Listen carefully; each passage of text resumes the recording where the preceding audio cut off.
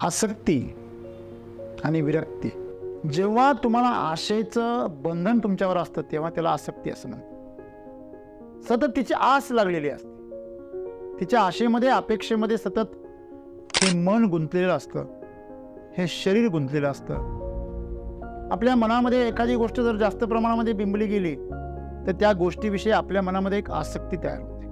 प्रत्येक पाऊल उचलताना आपण मागच्या पावलाचा संपर्क तोडतो, तेव्हाच आपण पुढचं पाऊल टाकू शकतो. जीवनामध्ये पुढचं पाऊल जर टाकायचं असेल तर विरक्ती महत्वाची आहे. विरक्ती जेव्हा तुमची आस संपून जाते, अपेक्षा तुमची मुक्त होते. तुम्ही अपेक्षेमधून मुक्त होता, तुम्ही विरक्त होता. विरक्त तोच राहू शकतो ज्याच्याकडे साहस आहे, ज्याच्याकडे शक्ती आहे. विरक्ती म्हणजे वेगळं राहणं नाही. कमळ कधी पाण्यापासून पावलं नाही, उलट ते पाण्यामध्ये जिवंत राहतात. संत संसारामध्ये राहून विरक्त राहतात. आसक्ती तुमच्यामध्ये भेद निर्माण करते. हा माझा, हा तुझा, हा प्रिय, हा अप्रिय, हा योग्य, हा अयोग्य, हा सज्जन, हा दुर्जन. तुम्ही कुठल्या तरी एका गोष्टीला काय केलंय, स्वीकारले, बाकीच्या गोष्टीला काय केलंय, तुम्ही स्वीकारले. आज प्रत्येक मनुष्य जो आहे तो लिप्त आहे कशा ना कशा अपेक्षेमध्ये, म्हणून तो जीवनाचा आनंद घेण्यापासून मुक्त आहे. आणि जीवनाचा आनंद घेण्यापासून मुक्त आहे म्हणून सतत तो भोगाच्या मागे पळतो. जीवनाचा तुम्हाला जर खरा आनंद घ्यायचा असेल ना, तुम्ही विरक्ती शिकली पाहिजे. ही प्रकृती तुम्हाला विरक्ती शिकवते. स्वातंत्र्य दिल्यानंतर जर तुमच्याशी काही जर जोडलेलं असेल तर ते तुमचं आहे. मग ते नातं असू नये तर माणसं असू नये तर वस्तू असू नये तर काही पण असू, तुमच्या का असे दर्जा, अशी पात्रता असली पाहिजे. आपण आपली पात्रता एवढी उंच ठेवली पाहिजे की दुसऱ्याची वरमान करण्याची हिंमत नाही झाली पाहिजे. शत्रुत्व संपवता आलं पाहिजे, वृत्ती संपवता आली पाहिजे. आणि ती वृत्ती संपवण्याची ताकद ज्याने स्वतःच्या वृत्तीवर नियंत्रण मिळवलं त्याच्यामध्येच आहे. मग स्वतःच्या ज्या वृत्ती आहे त्या वृत्तींवर मात करा म्हणजे विरक्ती आहे. आणि त्यासाठी फार धाडस लागतं, शौर्य लागतं. म्हणून तुम्ही आसक्तीतून बाहेर या आणि सहभागी व्हा, बिंदास. तुम्ही विरक्त आहे आणि विरक्ती हाच आनंदाने जगण्याचा सगळ्यात स्वतंत्र असा मार्ग आहे. विरक्ती म्हणजे स्वातंत्र्य आणि आसक्ती म्हणजे पारतंत्र्य.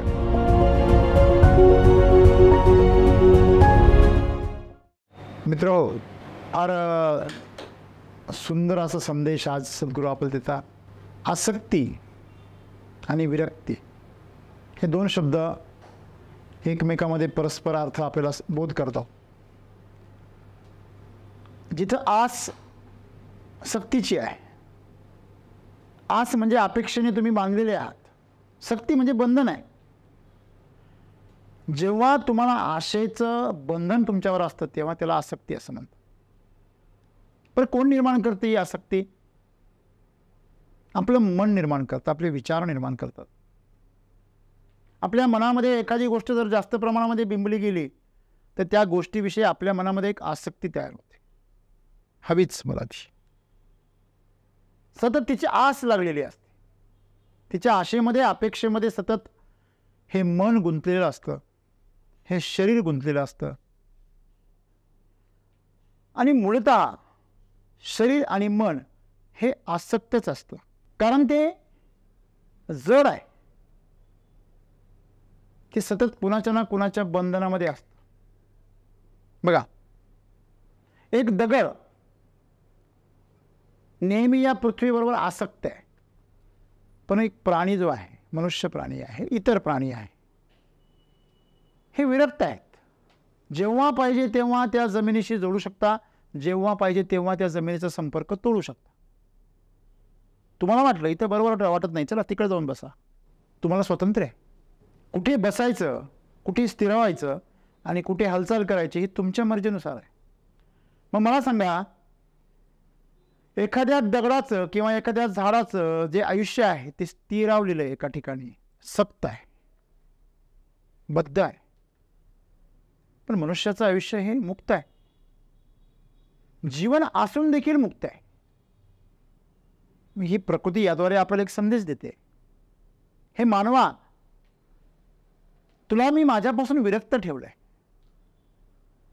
तुला हवं तेव्हा तू माझ्या सहवासात येऊ शकतो, माझ्या कुशीत येऊ शकतो, विसावू शकतो. हवं तेव्हा तू गगनभरारी घेऊ शकतो. प्रत्येक पाऊल उचलताना आपण मागच्या पावलाचा संपर्क तोडतो, तेव्हाच आपण पुढचं पाऊल टाकू शकतो. जीवनामध्ये पुढचं पाऊल जर टाकायचं असेल तर विरक्ती महत्वाची आहे. मग आसक्ती आस आहे म्हणून आहे. मग विरक्ती जेव्हा तुमची आस संपून जाते, अपेक्षा तुमची मुक्त होते. तुम्ही अपेक्षेमधून मुक्त होता, तुम्ही विरक्त होता. विरक्त म्हणजे वीर रक्त. तुमच्या रक्तामध्ये वीरता आहे, शौर्य आहे, साहस आहे. विरक्त तोच राहू शकतो ज्याच्याकडे साहस आहे, ज्याच्याकडे शक्ती आहे. कमळाचं उदाहरण घ्या. कमळ पाण्यात आहे, पाण्याने पूर्ण लिप्त आहे, तरी पण विरक्त आहे. आणि ती विरक्त आहे म्हणून ते निरोगी आहे, म्हणून त्याचं अस्तित्व आहे. ज्या मिनिटाला ते पाण्याबरोबर एकत्र झालं त्या मिनिटाला त्याची सळायची प्रक्रिया सुरू होईल. मग कमळामध्ये असा एक धागा असतो की तो पदार्थ त्या देठाला असेल, पानाला असेल, कमळाला असेल, पाण्याला आतमध्ये प्रवेश करू देत नाही. म्हणजे आपण जीवनामध्ये असंच जगलं पाहिजे. आपल्या अवतीभोवती हे सगळं जे काही साम्राज्य आहे, वासना आहे, कामना आहे, अपेक्षा आहे, आशा आहे, भोग आहेत, या सगळ्यांमध्ये नाती आहे, ध्येय आहे, उद्दिष्ट आहे, आपल्याला मोहित करणारी, लोभात पाडणारी, आकर्षित करणारी अनेक गोष्टी आहे. मग या सगळ्या गोष्टींमधून आपण सगळ्यांमध्ये सामील व्हायचं आहे, परंतु तरीही वेगळं राहायचं. मग सद्गुरू ही गोष्ट जरा स्पष्ट करतात. ते म्हणता विरक्ती म्हणजे वेगळं राहणं नाही. कमळ कधी पाण्यापासून पावलं नाही, उलट ते पाण्यामध्ये जिवंत राहतात. संत संसारामध्ये राहून विरक्त राहतात. ते भोजनाचा स्वाद घेतात आणि नाही मिळालं तर उपवासाचा स्वाद घेतात. कधी भोग मिळाला तर भोगाचा आनंद घेतात, नाही मिळाला तर त्यागाचा आनंद घेतात. सज्जन भेटला तर त्याची सेवा स्वीकारतात आणि दुर्जन भेटला तर त्याचा हेवा स्वीकारतात. तेवढ्याच प्रेमाने. ही विरक्ती आहे. म्हणजे प्रपंच रचना सर्व ही भोगिली आणि त्यागिली पण. भोगण्याच्या अगोदरच त्याग केलेला आहे. बरोबर आहे. बघा, आपण जेव्हा आपल्या घरामध्ये स्वयंपाक वाढतो दुसऱ्याला, आणि जेव्हा आपण एखाद्या मंदिरामध्ये जाऊन भंडारा असतो तेव्हा आपण वाढतो, त्या वाढण्यामध्ये काय असतो? फरक असतो. घरी जे आपण भोजन दुसऱ्याला देतो ते स्वागत सत्कार आहे, आदर आतिथ्य आहे. परंतु ज्यावेळेस तुम्ही भंडाऱ्यामध्ये असे भोजन दुसऱ्याला वाढता तर तो महाप्रसाद आहे. ज्यावेळेस तुमच्या मनामध्ये विरक्ती येते त्यावेळेस तुम्ही जे काही करतात त्याचा प्रसाद बनतो. एखादा कर्म करतो पगाराच्या अपेक्षेने आणि दुसरा तेच कर्म करतोय, त्याला ते कर्म करताना आनंद मिळतो म्हणून करतो, अपेक्षा काहीच नाही. मग कर्म करण्याचा जो आनंद येतो तो विरक्तीत आहे. आणि जो पैशाच्या लोभापोटी करतो तो आसक्तीत आहे. तो आसक्तीपोटी कर्म करतो. जशी दोन दारुड्यांची दोस्ती दारूमुळं होते, त्यांच्या दोस्तीचा पाया काय? दारू आहे. दोन गांजाळींची दोस्ती गांजामुळे होते, त्यांच्या दोस्तीचा आधार काय? गांजा आहे. दोन चोरांची दोस्ती ही चोरीमुळं होते. मग जर त्यापैकी एकाने जर ती चोरी सोडली किंवा ते गांजा सोडला किंवा ती दारू सोडली, त्यांची दोस्ती त्याच मिनिटाला संपुष्टात येणार आहे. खऱ्या अर्थाने दोस्ती गांजाशी होती, चोरीशी होती, पण दिसताना ती माणसाशी दिसत होती. असं आसक्तीचं आहे. तुम्ही फळामध्ये लिप्त झालेले, आसक्त झालेले, म्हणून तुम्हाला असं वाटतं की मी सेवा करतो. सेवा नाही करत आहे. तुझा हेतू जो आहे तो काय? हेतू ज्यावेळेस तुमचा प्रांजळ आहे त्यावेळेस तुम्ही विरक्तीमध्ये जगत असता. आणि जोपर्यंत तुम्ही विरक्तीमध्ये जगत नाही आहात तोपर्यंत तुम्ही जीवनाचा खराखुरा आनंद घेऊ शकत नाही. आपण जसं म्हणतो दुरून डोंगर साजरे. डोंगर सुंदर कशामध्ये दिसता? डोंगरामध्ये आणि तुमच्यामध्ये काय आहे? अंतर आहे. ट्रॅफिक लांबून पाहायला फार बरं वाटतं, एवढी गर्दी वगैरे गाड्यांची, पिप पिप पॉप पॉप चालू सगळं. पण त्याच्यामध्ये जर तुम्ही बसलेले असाल, तुम्हाला घाई असेल जायची, तर मग सगळ्यात डेंजर. म्हणजे माणसाच्या जीवनामध्ये जे काही भोग घेतले जातात, ज्या काही अपेक्षा केल्या जातात, जे काही कार्य केलं जातं, या सगळ्यांच्या प्रती जो विरक्त राहून खोलवर सहभागी होतो, बघा सहभाग कसा? खोलवर, तो खरा जीवनाचा आनंद घेतो. पण जो कुठेतरी लिप्त आहे, कुठेतरी सक्त आहे, आसक्त आहे, तो जीवनाचा आनंद नाही घेऊ शकत. मला सांगा, जो गुलाबाच्या प्रेमात पडला त्याला मोगऱ्याच्या फुलांचं काय महत्त्व? त्याला कमळाचं फुलाचं सौंदर्य काय उपयोगाचं? पारिजातकाचा सुगंध त्याला कधी मिळणारच नाही. जो दैवी जो सुगंध आहे तो जर त्याला घ्यायचा असेल तर त्याला गुलाबाच्या बंधनातून मुक्त व्हावं लागेल. आपल्याला आणून बरं वाटतं हा गुलाबाच्या प्रेमात आहे, चांगलं आहे, पण तो सक्तीमध्ये आहे, आसक्त आहे. आणि जो विरक्त आहे ना, तो सर्व फुलांचा आनंद घेऊनही मुक्तच राहतो. कुठल्याही प्रकारची लालसा नाही. जर लालसाच नाही तर बंधनच नाही, आणि बंधन नाही तर अडकणं नाही. बरोबर आहे. आणि म्हणून जीवनामधल्या आमच्या ज्या काही संघर्षाच्या कहाण्या आहे किंवा जे दुःखाची कारणं आहेत ती सगळी आसक्तीमुळे. आसक्ती तुमच्यामध्ये भेद निर्माण करते. हा माझा, हा तुझा, हा प्रिय, हा अप्रिय, हा योग्य, हा अयोग्य, हा सज्जन, हा दुर्जन. ही जी भावना आहे ही कशामुळे तयार होते? आसक्तीमुळे. तुम्ही कुठल्या तरी एका गोष्टीला काय केलंय? स्वीकारले. बाकीच्या गोष्टीला काय केलंय? तुम्ही झिडकारलंय. अलिप्त राहिला. खऱ्या अर्थाने अलिप्त राहणारा माणूसच आसक्त होऊ शकतो. आपण असं समजतो की अलिप्त राहणारा माणूस म्हणजे विरक्त आहे. ते तसं नाही. तुम्हाला दिसतं ते त्याचं स्मशान वैराग्य आहे. वैराग्य वेगळं, विरक्ती वेगळी. वैराग्य म्हणजे ज्याच्याप्रती रागाचं काही महत्त्वच नाही. राग म्हणजे संबंध. राग म्हणजे संबंध. जिथे संबंध आहे तिथेच आपला राग येतो. राग म्हणजे बंधन आहे. वितराग म्हणजे रागाच्या पलीकडे, आणि वैराग्य म्हणजे त्याच्यातून मुक्त, रागातून मुक्त. म्हणजे प्रेमातही अडकत नाही आणि क्रोधातही अडकत नाही असा वैराग्य. कुठल्याच गोष्टीच्या बंधनात पडत नाही असा वैराग्य असतो. आणि विरक्ती म्हणजे काय? की कुठल्याही प्रकारची आस नाही, अपेक्षा नाही. याचा जो निष्क्रिय आहे का? अजिबात नाही, सगळ्यात सहभागी आहे. सद्गुरू जग्गी वासुदेव यांच्याकडे जर पाहिलं तर काही लोक म्हणतात अरे हे तर आधुनिक बाबा आहे. गॉगल काय घालता, बाईक काय राईड करता, कपडे कसे घालता. या महाशिवरात्रीत म्हणे पॉप आणि रॉकवरती थिरकले. मित्रांनो, जर हे बाबा लोक एवढे विरक्त आहे, एवढे वैरागी आहे, तर हे शूटिंग काढून त्याचा एवढा प्रचार प्रसार काय करताय? हे विरक्त आहे की नाही? ह्यांना काय करायचं? हे शूटिंग, हा प्रचार, हे ग्लॅमर, ही प्रसिद्धी, हे आपल्याला वाटतं. कारण आपल्या व्याख्या आपल्या आपल्या आकलीनुसार आहे. तुम्ही जर हजारो वर्षे पाठीमागे गेलात तर साधू संतांनी आपलं जे आयुष्य आहे ते जगाच्या कल्याणासाठी वाहिलेलं आहे. त्यांचं जीवनच ते आहे. आपलं जीवन जे आहे ते समाजाच्या कल्याणासाठी त्यांच्याकडे आहे. मग शिकवण असेल, त्याग असेल, प्रवचन असेल, कीर्तन असेल, दिंडी, सोहळा, भंडारा, जे काही त्यांनी उपक्रम राबवलेले असतील ते सर्वचे सर्व उपक्रम हे समाजाला योग्य दिशा देण्यासाठी, योग्य मार्गदर्शन करण्यासाठी आणि समाजाच्या कल्याणाच्या गोष्टी राबवण्यासाठी आहे. ज्या काळामध्ये लोक निवांत होते त्या काळामध्ये 3-3, 4-4 तास बसून कीर्तनं व्हायची, प्रवचनं व्हायची, सत्संग व्हायचा. पूर्वी साधू संत पायी प्रवास करायचे, भिक्षा मागायचे.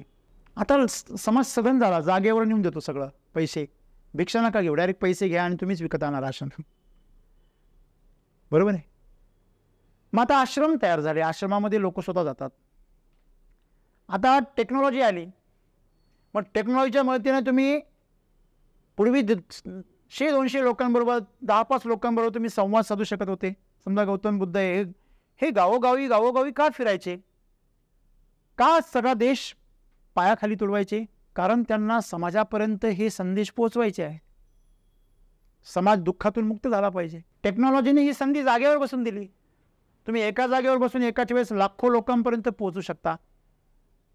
आणि या साधू संतांच्या जीवनातून समाजाला नेहमी प्रेरणा मिळत आली. पूर्वीचे लोक त्याच्या कथा कहाण्या एकमेकांना सांगायचे, त्याचा प्रसार करायचे.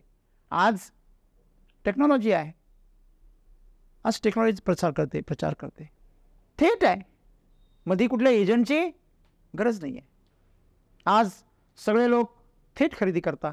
बरोबर की नाही? दुकानात जाऊन रांगा कोण लावेल? तसं आज अध्यात्मामध्ये देखील ज्ञान तुम्हाला तंत्रज्ञानाच्या मदतीने मिळतं, सत्संग मिळतो आणि तुमच्या योग्य वेळेनुसार, तुमच्या सवयीनुसार मिळतो. म्हणून ते टेक्नॉलॉजीचा वापर करता. काळाची ती गरज आहे. याचा अर्थ त्यांना प्रसिद्धीची लालसा आहे असं नाही आहे. आमच्या मनामध्ये लालसा आहे म्हणून आम्हाला तसं दिसतं. आम्ही लालसेशिवाय काही कळतच नाही. आमचं जी मूळ प्रेरणा आहे ती प्रेरणाच मुळात अपेक्षा आहे. अपेक्षेशिवाय आमचं पहिलं पाऊल पडतच नाही. तुम्ही कोणत्याही माणसाकडे कुठलंही काम घेऊन जा किंवा कुठलंही त्याच्याकडून काम करून येण्याची अपेक्षा ठेवा. तो पहिला प्रश्न विचारतो, माझं काय? बरोबर आहे. आणि म्हणजे आज प्रत्येक मनुष्य जो आहे तो लिप्त आहे कशा ना कशा अपेक्षेमध्ये, म्हणून तो जीवनाचा आनंद घेण्यापासून मुक्त आहे. आणि जीवनाचा आनंद घेण्यापासून मुक्त आहे म्हणून सतत तो भोगाच्या मागे पळतो आहे. तो तृप्त नाही, हपापलेला आहे. त्याला वाटतं पैसे खूप सारे गमावले की मग मी आनंद विकत घेईल, आनंदाच्या वस्तू विकत घेईल. पण वस्तूंमधून जर आनंद मिळत असला तर वस्तूच आनंदी असत्या. नशा शराब में होता तो नाचती बोतल. तुमची काय गरज असते तीच नाचली असती. अबे उधरा चल मुझे पी के दिखा, अशी बोलली असती ती तुम्हाला. पण नाही, एक साखर दुसऱ्या साखरेबरोबर बांधली असती. तुझ्यामध्ये माझ्यामध्ये गोड कोण सांग? पण नाही. मिरचीमध्ये भांडण झालं असतं, सगळीकडे ठसका पसरवला असता. असं आहे. सांगण्याचं तात्पर्य जे आहे की लालसा कामना ह्या त्या वस्तूंमध्ये नाही आहे, त्या माणसांमध्ये आहे. आणि माणसांना अपेक्षा आहे आणि म्हणून माणसं त्यासाठी प्रेरित होता. प्रेरणा त्या वस्तूंमध्ये नाही आहे. नाही, मला आंबा फार छान वाटला म्हणून घेतला खाऊन. अरे पण तुझा नव्हता ना, तू दुसऱ्याने फराळासाठी आणला होता. म्हणजे आमच्या मनामध्ये फार पटकन आसक्ती निर्माण होते आणि आसक्तीमुळे आम्ही भरकटत जातो आणि एखाद्या गोष्टीचा आनंद घेण्याच्या ऐवजी आम्ही तिच्या दुःखामध्ये पडतो. आणि सद्गुरू आम्हाला सांगता की जीवनाचा तुम्हाला जर खरा आनंद घ्यायचा असेल ना, तर तुम्ही विरक्ती शिकली पाहिजे. ही प्रकृती तुम्हाला विरक्ती शिकवते. प्रत्येक झाड त्याला आलेली पानं, पानझडी वृक्ष जे असतात ते उन्हाळ्यामध्ये सगळी पानं गळून टाकतात.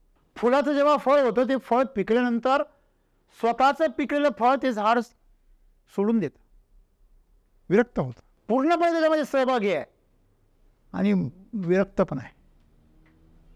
लक्षात घ्या, आम्ही आमच्या शरीराच्या बाबतीमध्ये, मनाच्या बाबतीमध्ये विरक्त राहणं गरजेचं आहे.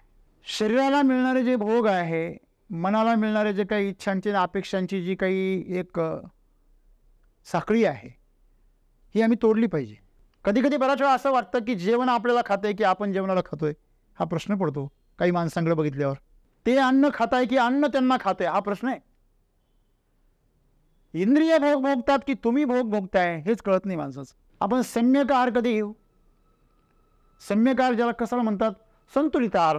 2 भाग अन्न, 1 भाग पाणी आणि 1 भाग हवा, याला म्हणायचं संतुलित आहार, सम्यक आहार. आणि तुम्ही काय खाता मग तो सात्विक आहार. मग तुम्ही सम्यक आहार कधी घ्याल? जेव्हा तुम्हाला कुठल्या एका पदार्थाविषयी किंवा एखाद्या प्रकारच्या अन्नाविषयी आसक्ती नाही आहे. बरोबर आहे. समजा एखाद्या बुफेमध्ये तुम्ही जेवायला गेले आणि तुमच्या आवडीचा येथे एखादा पदार्थ आहे, तुम्ही बाकीचे पदार्थ खाण्याच्या ऐवजी तो एकच पदार्थ खात बसता आणि तब्येत बिघडते. लक्षामध्ये, म्हणजे तुम्ही तुमच्या शरीराच्या प्रती आसक्त आहात, भोगांच्या प्रती आसक्त आहात. मग तुम्ही सम्यक आहार नाही घेऊ शकत. तसं जीवनामध्ये सम्यक जीवन जर जगायचं असेल तर तुम्हाला विरक्ती पाहिजे. म्हणजे काय? तुम्ही भोगात पूर्णपणे उतरू बी शकले पाहिजे आणि तेवढ्याच गतीने मागे पण फिरू शकले पाहिजे. कुठल्याही प्रकारच्या वेदना दुसऱ्याला न देता, स्वतःला न करू घेता. मला सांगा, जेवढ्या आनंदाने, जेवढ्या उत्साहाने माणसं प्रेमात पडतात तेवढेच आनंदाने मोकळे होतात का? जेवढ्या उत्साहाने गाजावाजा करत आणि देवाच्या, ब्राह्मणाच्या आणि समाजाच्या साक्षीने लोक लग्न करतात, मग घटस्फोट कोर्टात का बरं घेतात? तो बी गाजावाजा करून घ्या ना, परत सोहळा घ्या. आता काय म्हणजे घटस्फोटाचा सोहळा आहे. जेवढ्या प्रेमाने एकत्र आदराने आलात तेवढ्या उत्साहाने, तेवढ्या उत्सवाने बाजूला व्हा. ती विरक्ती आहे. पुरुषाचं कसं आहे, म्हणजे हल्ली स्त्रियांचं पण तसंच झालंय. पण आता काही दिवसांनी फरक कोणामध्ये काय हा ओळखावा लागेल आपल्याला. तर पुरुषाला काय पाहिजे? स्वातंत्र्य पाहिजे. पण स्त्रीने मात्र बंधनात राहिलं पाहिजे. मी अशा एका गृहस्थांना ओळखतो, ते कामावर जाताना बायको घरी एकटी असते म्हणून बाहेरून कुलूप लावून निघून जायची. का बरे? म्हणे शेजारी एक फार सुंदर मुलगा आहे आणि तो जरा फ्लर्ट करतो, नको आपली बायको अडकायला. प्रिकॉशन असं म्हणतात ना, prevention is better than cure. तो काळजी घेतो तर होऊ नये. ही आसक्ती आहे. आणि असं केल्याने माणसं जर निरोगी राहिले असते तर सगळी कुलप दिसली असते तुम्हाला. मित्रांनो, मोकळं सोडून दिल्यानंतर जे तुमचं आहे ते तुमचं आहे.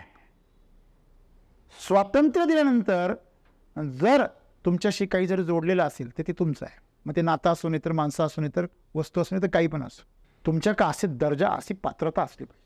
आपण आपली पात्रता एवढी उंच ठेवली पाहिजे की दुसऱ्याची वरमान करण्याची हिंमत नाही झाली पाहिजे. जेव्हा रामायणामध्ये विचारलं लक्ष्मणाला की हे कानातले कोणाचे आहे, सीता मातेचे आहेत का, ओळखतोस का तू?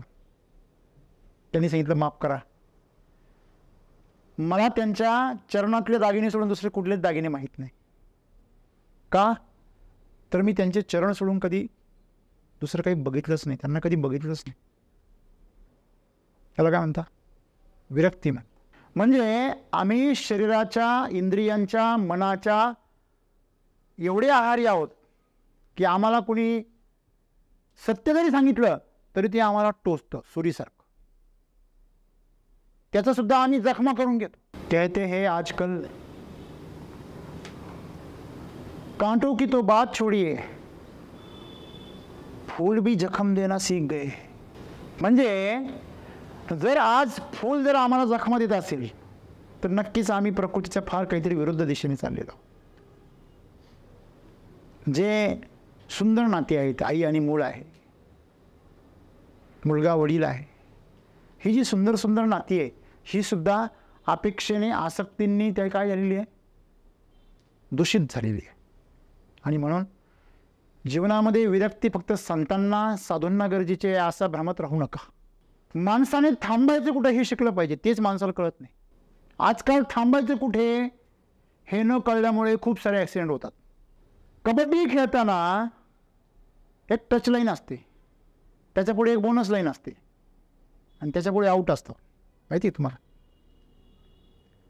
तुम्ही जर टच लाईन क्रॉस केली, बोनस लाईन क्रॉस केली तर त्याच्या पुढे तुम्ही आऊट होता. ती जर लाईन जर क्रॉस केली तर. हे माहिती आहे का तुम्हाला? का नाही माहिती आहे? तेव्हा थांबायचं कुठे हे माहीत पाहिजे. आणि हे कधी कळतं? जर तुम्ही विरक्त असाल तर कळतं. जर तुम्ही आसक्त असाल तर तुम्हाला कधीच कळणार नाही थांबायचं कुठे. हां, सकाळी ग्राउंडवर मला क्रिकेट खेळत असताना एक चेंडू, समोरच्यांचा चेंडू आमच्याकडे आला म्हणून मी पकडला आणि त्याच्याकडे जो मुलगा त्याला धरायला चालला होता पळत त्याच्याकडे फेकला. तो एवढ्या जोरात पळत होता की तो माझ्यापासून पुढे बराच फार लांबवर गेला पळत पळत आणि बॉल मागेच पडलेला. ज्याच्यासाठी पळतो त्याच्यावर तर लक्ष ठेव. आसक्तीच्या माणसाचं दुर्दैव काय, ज्याच्यासाठी पळतो आहे गती एवढी घेतो की ते सुद्धा निघून जातात. आणि म्हणून आम्हाला हे कळलं पाहिजे विरक्त असणं म्हणजे काय, की कुठल्याही गोष्टीमध्ये बघा, तुम्ही जर मित्राच्या, नातेवाईकाच्या जर लग्नाला जर गेले तर त्या लग्नामध्ये तुमचा वावर कसा असतो? कसे फिरता तुम्ही? कोण पाहुणे शोधत फिरता का? आणि यांना भेटायचं त्यांना असं काय असतं तुम्ही डोक्यामध्ये? काहीच नाही, रिलॅक्स असता तुम्ही. एकदा कोणी स्माईल केली तर तुम्ही स्माईल करता, कोणी काहीतरी आग्रह केला की तुम्ही त्यांना रिस्पॉन्स करता, अदरवाईज तुम्ही एकदम रिलॅक्स असता की नाही? पण तुमच्या जर एकदम जवळचं जर लग्न असेल तर तुम्ही रिलॅक्स असता का? तुम्ही फुल टेन्शनमध्ये असता. हां, आसक्तीचा हा परिणाम आहे. मग तुम्ही तुमच्या लग्नात सुद्धा एवढंपणे एकदम त्रयस्थपणे, एवढं रिलॅक्सपणे राहू शकले पाहिजे. मला सांगा, तुम्ही ज्यावेळेस दुसऱ्याला केळीच्या सालट्यावरून पडताना बघता त्यावेळेस तुम्हाला काय येतं? हसू येतं. तुम्ही स्वतः पडल्यावर येतं का? तेव्हा असं भांडल्यासारखं पाहतो. कुणी पाहते का? हे जे आहे ना वर्तन, याला आसक्ती असं म्हणतात. तुम्ही स्वतः पडल्यावर तुम्ही तेवढेच खळखळून असले पाहिजे जेवढं तुम्ही दुसऱ्याला पडताना पाहत. काय रे हे शरीरा कसा पडला रे तू, सावधरात जा ना, स्वतःला म्हणू शकले पाहिजे तुम्ही. याला विरक्ती असं म्हणतात. शरीर आणि मन यापासून अंतर निर्माण करायला शिका. आणि त्याची बडबड पहा, मनाची बडबड पहा काय चालली, काय सांगते तुम्हाला. हां, काय गोंधळ चालला त्या डोक्यामध्ये त्याचा. हे शरीर बघा, इकडनं वेदना होत आहे, इकडनं काहीतरी वासना होत आहे, इकडनं काहीतरी भोग घेण्याची इच्छा होते. या इंद्रियांचं काय चाललंय हे तुम्हाला दिसलं पाहिजे त्रयस्थपणे. ते दुसऱ्याला दिसतं. कोणाला दिसतं? का हो सर सारखी घड्याळ का पाहता, भूक लागली का? असं आपण म्हणतो आपल्या मित्राला. 1 वाजला की काही जण सारखे घड्याळ का पाहता. का बरं? ते कावळे पोटामध्ये, ते ओरडा करत असतात, आहे की नाही? म्हणजे तुमच्या शरीराच्या पुढे तुम्ही हतबल आहे, तुमच्या मनाच्या पुढे तुम्ही शरण गेलेले आहे, म्हणजे तुम्ही आसक्त आहे, बंधनात आहे, तुम्ही गुलाम आहे तुम्ही. आणि ज्या गुलामी आणि सक्तीतून तुम्हाला जर बाहेर यायचं असेल तर तुम्हाला विरक्ती घेणं, विरक्ती धारण करणं फार गरजेचं आहे. आणि विरक्ती ही आमच्या स्वभावात आहे. मला सांगा, एखाद्या वाघाने, एखाद्या हिंस्र प्राण्याने जर शिकार केली आणि त्याचं पोट जर भरलेलं असेल तर हरणांची पिलं त्यांच्या आजूबाजूने जरी खेळून गेली तरी ते धक्का लावत नाही. का? पोट भरलेलं आहे. पोट भरेपर्यंत आसक्त आहे आणि भरल्यानंतर विरक्त आहे.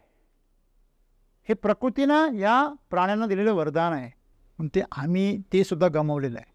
आमचं आरोग्य बिघडण्याचं मोठं कारण काय? डॉक्टर लोक काय सांगतात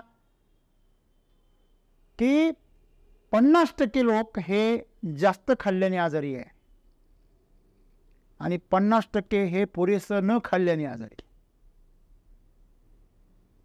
म्हणजे 100% लोक खाण्याची पद्धती व्यवस्थित माहीत नसल्यामुळे आजारी आहे. जर या सर्वांनी जर सुधारणा करून घेतली तर डॉक्टरांना उपाशी राहावं लागेल. जीवनामध्ये जर आनंदाने सगळं जर आपल्याला सगळ्या गोष्टी करायच्या असतील तर आम्हाला सम्यक आहार, जसा बुद्धांनी सांगितलं तसं शिकलं पाहिजे. सम्यक विचार, संतुलित.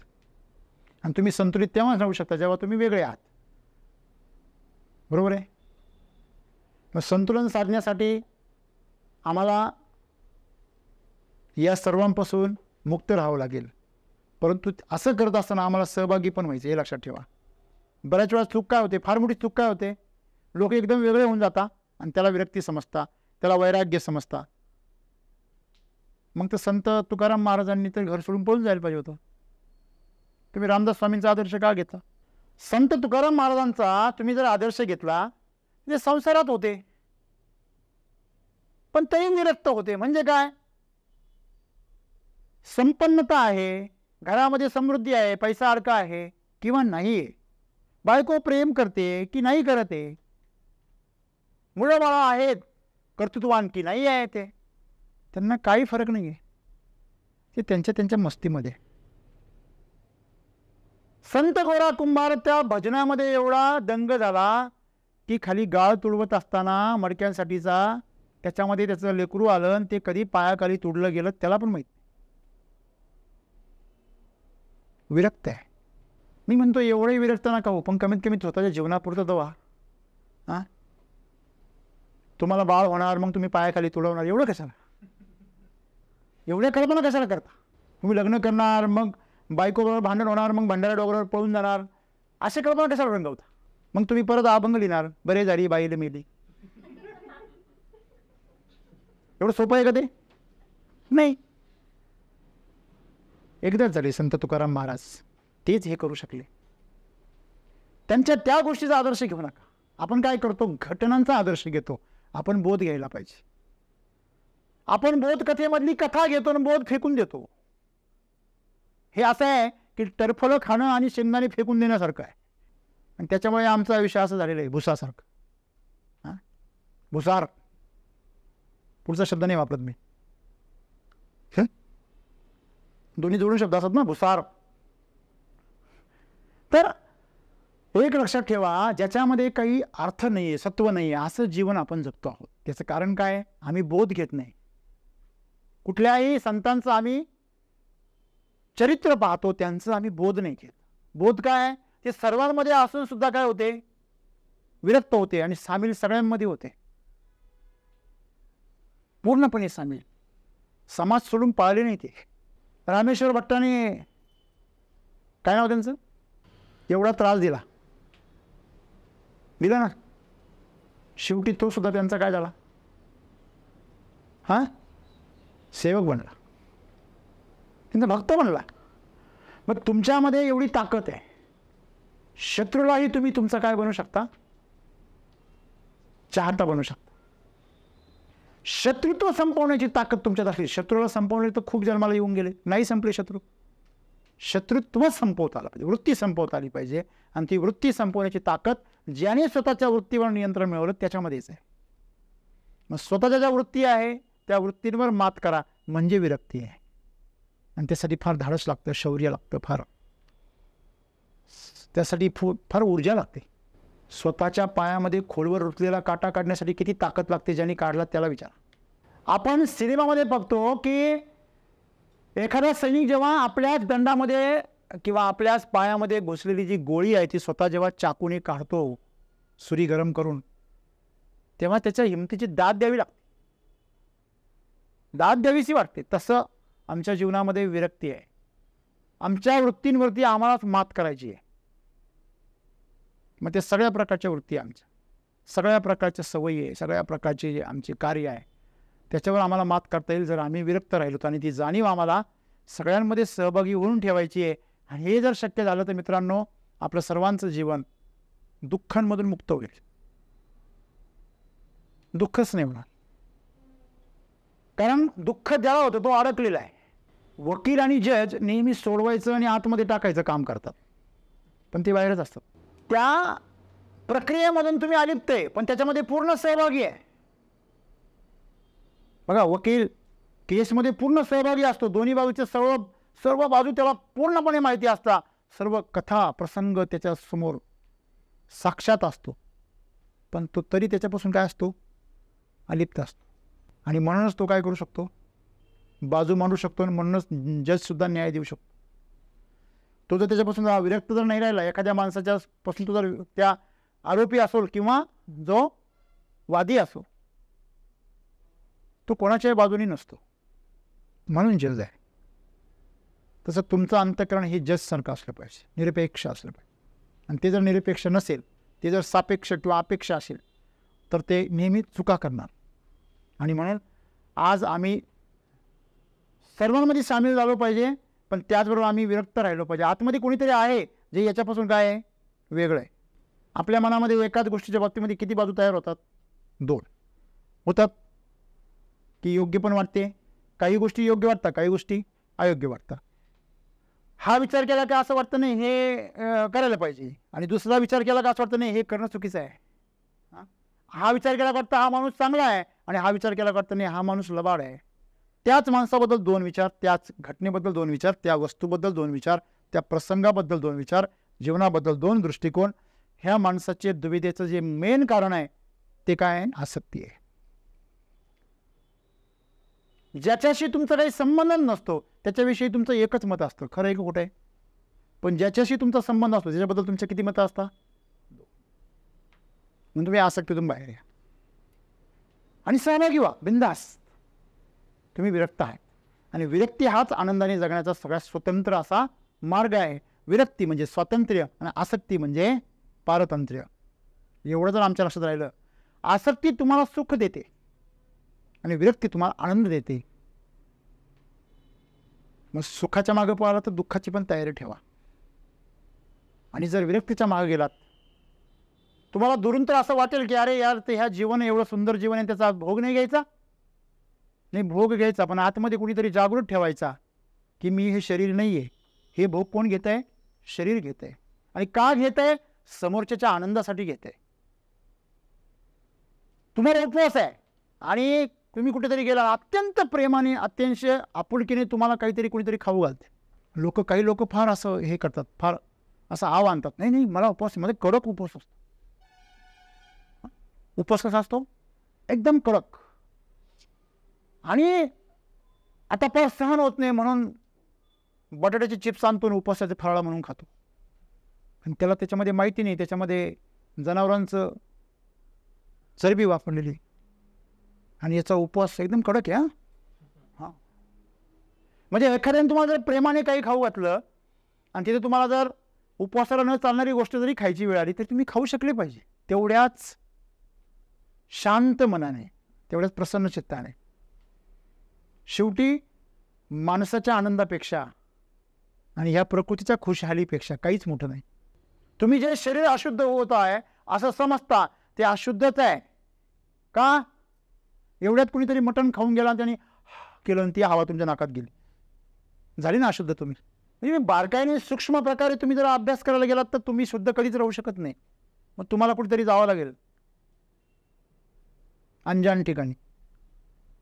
कळलं तुम्हाला? आणि म्हणून आम्ही जीवनामध्ये आहेत तर आमचा सर्वांशी संपर्क येणार आहे, शरीराचा येणार आहे, मनाचा येणार आहे. पण त्या दोघांच्या प्रती जर आम्ही अलिप्त झालो तर आपोआप विरक्त होऊ. पण आम्ही नेहमी शरीर आणि मनाच्या प्रती लिप्त आहोत. आणि शरीर आणि मनाच्या प्रती जो लिप्त असतो तो कितीही उपवास करू द्या, कितीही साधना करू द्या, कितीही प्रार्थना करू द्या, कितीही त्यांनी गंडे तोरे बांधू द्या, कितीही देवदेव करू द्या, तीर्थस्थानं फिरू द्या, त्याला मुक्ती मिळणे संभव नाही. कारण ज्याच्यापासून मुक्ती मिळायची तो त्याला मुक्ती मिळवून द्यायचा प्रयत्न करतोय. कळतं का तुम्हाला?